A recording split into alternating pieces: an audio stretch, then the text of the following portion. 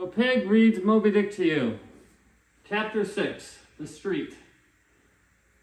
If I had been astonished at first, catching a glimpse of so outlandish as an individual as Queequeg circulating among the polite society of a civilized town, that astonishment soon departed upon taking my first daylight stroll through the streets of New Bedford.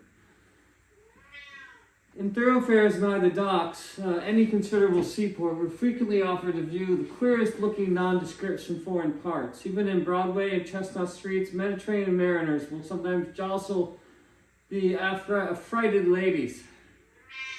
Regent Street is not unknown to Lascars and Malays, and at Bombay, in the Apollo Green, live Yankees have often scared the natives. Live Yankees have often scared the natives. But New Bedford beats all Water Street in Wapping. In these last mentioned haunts you see only sailors, but in New Bedford actual cannibals stand chatting at street corners, savages outright, many of whom yet carry on their bones unholy flesh. It makes a stranger stare, but besides the Fijians, Tonga Tabuians, Aromajans, Panagians, and Brihigians, and besides the wild specimens of the whaling craft which unheeded reel about the streets, you'll see other sights still more curious, certainly more comical. There weekly arrive in this town scores of green Vermonters and New Hampshiremen, all athirst for gain and glory in the fishery. They are mostly young, of stalwart frames, fellows who have felled forests and now seek to drop the axe and snatch the whale lance. Many are as green as the green mountains whence they came.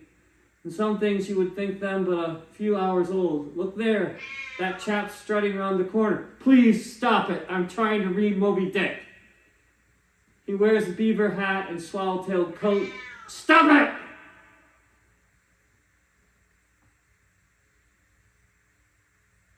Griddled with a sailor belt and sheath knife. Here comes another with a sou'wester and a bombazine cloak. No town-bred dandy will compare with the county-bred one. I mean a downright bumpkin dandy. A fellow that, in the dog days, will mow his 2 acres in buckskin gloves for fear of tanning his hands.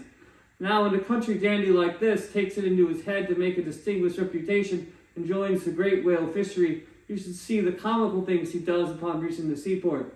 In bespeaking his sea outfit, he orders bell buttons to his waistcoats, straps to his canvas trousers.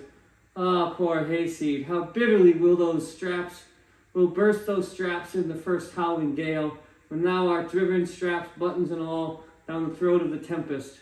But think not that this famous town has only harpooners, cannibals, and bumpkins to show her visitors. Not at all. Still, New Bedford is a queer place. Had it not been for us whalemen, that tract of land would this day perhaps been as howling condition as the coast of Labrador. As it is, parts of her back country are enough to frighten one, they look so bony. The town itself is perhaps the dearest place to live in all New England. It's land of oil, true enough, but not like Canaan, a land also of corn and wine. The streets do not run with milk, nor in the springtime do they pave them with fresh eggs. Yet in spite of this, nowhere in all America you find more patrician-like houses, parks, and gardens more opulent than New Bedford. Whence came they? How planted upon this once scroggy scoria of a country?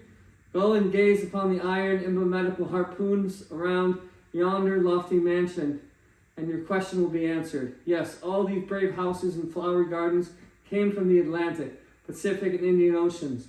One and all, they were harpooned and dragged up hither from the bottom of the sea. Can here Alexander perform a feat like that?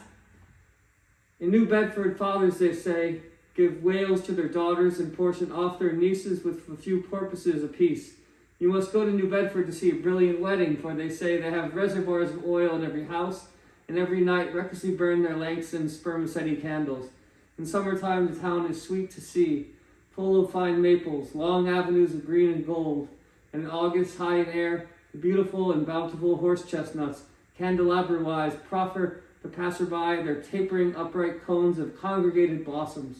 So omnipotent is art, which in many a new district of New Bedford has superinduced bright terraces of flowers upon the barren, refused rocks thrown aside at creation's final day. And the women of New Bedford, they bloom like their own red roses, but roses only bloom in summer, whereas the fine carnation of their cheeks is perennial as sunlight in the seventh heavens. Elsewhere match that bloom of theirs ye cannot, save in Salem, where they tell me the young girls breathe such musk. Their sailor sweethearts smell them miles offshore, as though they were drawing nigh the odorous Malaccas instead of the puritanic sands. Oh. I want you to work on that, all right?